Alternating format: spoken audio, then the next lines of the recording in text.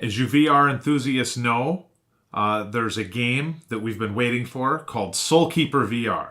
And it just released the other day, and I got my hands on a copy of it. And I am here to tell you right now that you probably shouldn't get it yet. Sorry, I hate to tell you that. I'm so freaking disappointed, but it's just not in a state right now that you can buy it. You can't do it. It's a waste of money. But you're going to find out why, and you're going to find out some of the good things the game has to offer, because I am confident that the developers are going to bring us something good when the game is finished.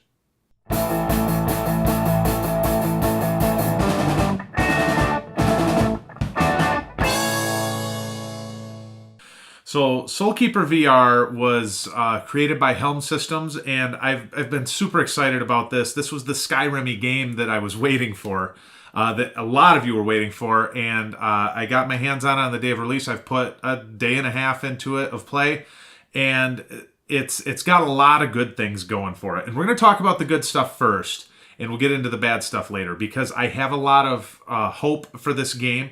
And it seriously breaks my heart to not be able to recommend this to people. So we're going to talk about the good stuff, the things that the game has going for it, and the things that that we like. So as far as the pros to this game go, first off is the graphics. The graphics are absolutely beautiful. They're amazing. And the birds...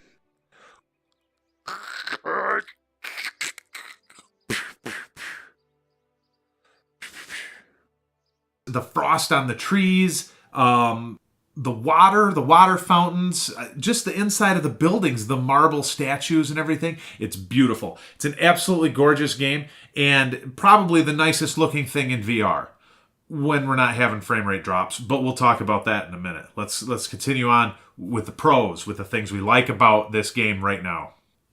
Second thing is teleportation. Well, not teleportation necessarily, but just your ability to move within the game in general. Typically, when a VR game comes out, there's teleportation. People bitch that there's no locomotion, or there's locomotion and people complain because it makes them sick and there's no other way to get around. They put it all in there. You could teleport. You can use locomotion just to walk wherever you want to go. When you do your turns, you can turn it like 15 or 30 degrees at a time and eventually turn around in a circle that way, or you can just spin around in a circle. So it has all of the things that people want for immersion into a game, but it also has the stuff that the people that have issues with motion sickness and things like that, to help them to be able to play and enjoy the game so they're not limited from VR. I personally like the locomotion. I'm not a huge fan of teleportation, but I totally understand why they want to why those things need to be in games, because we're going to limit it to a very small amount of people if we don't include that. And Helm Systems did, so that's a good point for them. Next is the inventory system. It's nothing necessarily spectacular, but it's not cumbersome and annoying and crappy. So I like the inventory system in the game. It seems to work so far. Basically, you just hit a key and you open it up, and your inventory opens in front of you, and you can scroll left and right through it, and you just drop your items into it, and it goes in. And when you close your inventory, your items just kind of fade away.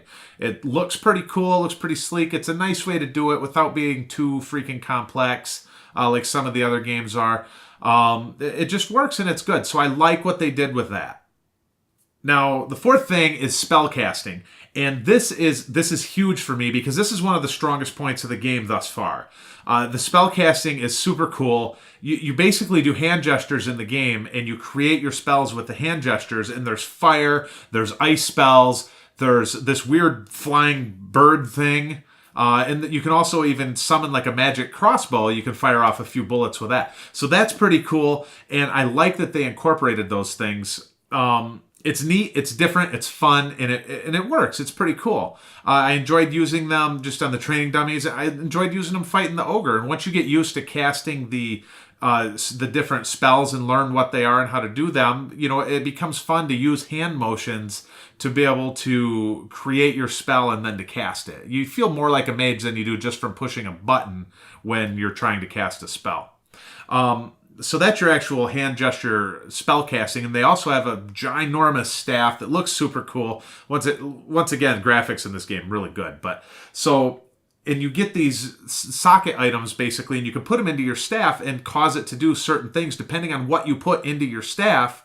So, and they're limited. Once you put it in there, there's a certain amount of charges or uses that they have. And the staff appears to be like your ultimate spell casting weapon. Like, you don't have a lot of them, but when you cast it, it just wreaks havoc, and it's cool and it's fun and it's exciting. It was neat. It was really cool. So that's another cool thing that this game has to offer as far as the spells go. Next is the music. This is a pro, I guess. I mean, it's basically, the music is not a con. The sound is good. The music is good. It's immersive enough. I wouldn't say it's just mind-blowing, but it's good. I like the music to the game. I have no complaints about it. It sounds good, and it fits for the style of game that it is. To go along with that, as far as sound is concerned, the voice acting works. Your character is all right, kind of stoic. He's trying to sound. You wretched soul, you murdered all these men.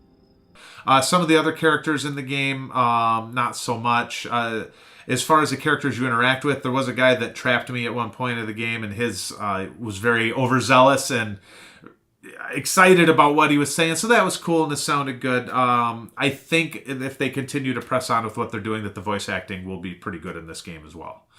And finally, the last thing that I would say is a pro right now is you can, right off the bat, you can see where there's different characters that you're going to be able to unlock as they release them, with different stories. So that's cool. And there's a game mode you can go into right now where you can fight this ginormous ogre. And you just run around this room and you have your staff and you collect these gems to socket your staff with, and you can cast spells and do all this other stuff. And it's really cool. The ogre's awesome. His animations are cool. He's huge, and the graphics are good. It looks really good, and it was really fun, and I can't wait for more experiences like that within this game. Unfortunately, that's it for the pros, and the cons to this game. There's really only one. There's one major con to this game, and it's bugs. This game is so buggy. Oh my god! I don't even know if it should be in early access. It should be like a free demo that you can kind of download of the game right now. I don't think people should be paying, especially the sticker price that's on there at the time of making this video. It's too much to be asking for what this is. And I'm an early access guy. I buy them all the time. I cannot recommend this game for the price that it is running right now.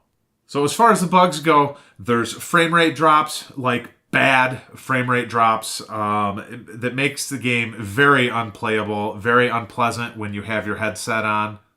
There's horses stuck in the ground, a bunch of graphical flaws like that. I saw a bird that was walking on thin air at one time. It was supposed to obviously be land there. I've had several issues with clipping through the terrain. One of them was supposed to be game-stopping terrain, and I was able to clip through that.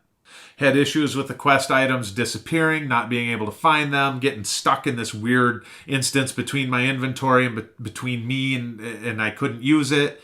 So lots of problems with that kind of stuff. And one of the things that really was irritating while trying to play the game was the hand tracking. Your hands they're not where they should be.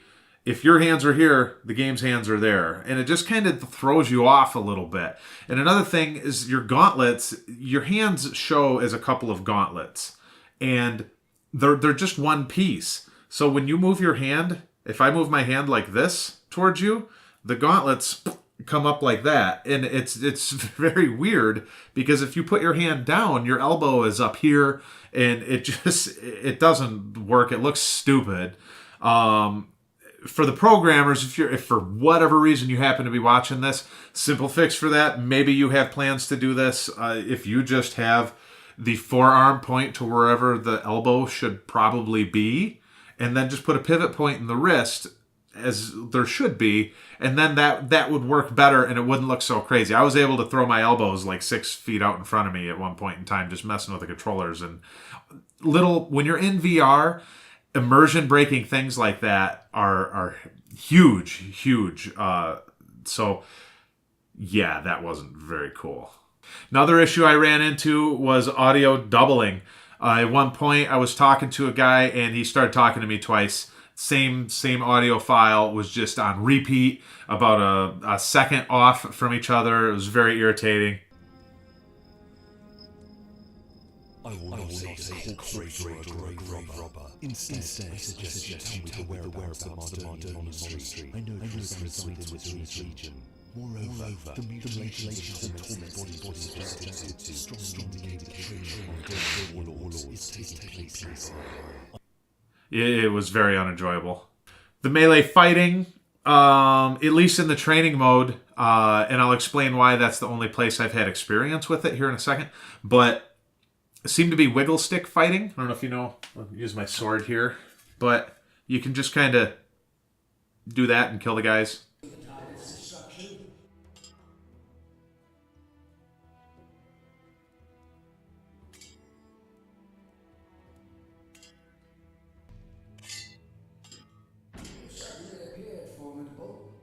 Now, the worst bug with this game, and honestly, I can live with all of that other stuff. We know this is an early access game. We know that these guys are putting a lot of effort into it. We know that they're indie developers, so I give them a lot of slack. I give them a ton of slack. I'm okay with all that. But the one bug that I can't deal with in this game is just the fact that it's game breaking.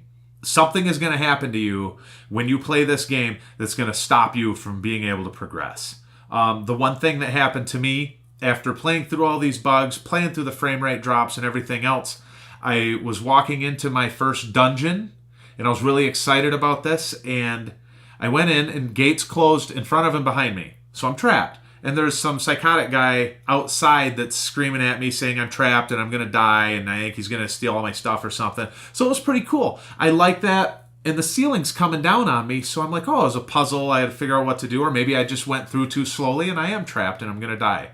I tried looking for a place that I would be safe so I wouldn't get crushed. I couldn't find one. I tried casting a couple spells at it. I ran around looking for items. I didn't see anything, so I was trapped. I got crushed. No big deal, right? Wrong. It was a big deal. You want to know why? Because I loaded from the last save point, and I went back to this area, and when I got there, the ceiling was already down. I couldn't progress. The game bugged out. When I loaded my save, it didn't reset what happened in that event there, and I was screwed. I was stuck. I had to start from scratch. I was very frustrated and annoyed, and I tried going through there like several times, reloading that save a bunch, but it didn't. It saved that the ceiling was down and crushed. I was able to walk through the rock that was down, but I couldn't walk through the gate on the other side. I eventually found some broken point where I actually could walk through the gate and was on the other side by a campfire in the door, but it wouldn't let me open the door because I didn't do whatever puzzle it was. I just glitched my way over to where I needed to be, and standing there, and I could hear all of the audio and everything else as though the ceiling was coming down, even though it was already down. And when the ceiling hit the bottom where it would have crushed me had I been under it, it said that I had died again. And that's when I gave up. That's when I threw my hands up in the air and said, damn it, I cannot recommend this game to anybody. So I'm sorry, guys. I'm sorry, Helm Systems, because I want to like your game. I see that you guys are talking about putting in fixes, bug fixes for all this stuff, and I believe that you're gonna. I think maybe you released this a little early. You probably shouldn't have had all this stuff going because it's not a good first impression for people. But I'm sticking with you guys. I'm going to keep following the game. And if you guys can clear some of these game-breaking bugs and give me a better frame rate, I'm pretty certain I'm going to like this game because there is a lot of really cool stuff that this game has to offer. And we're all waiting. All of the VR enthusiasts are waiting. So let's get to it, Helm Systems.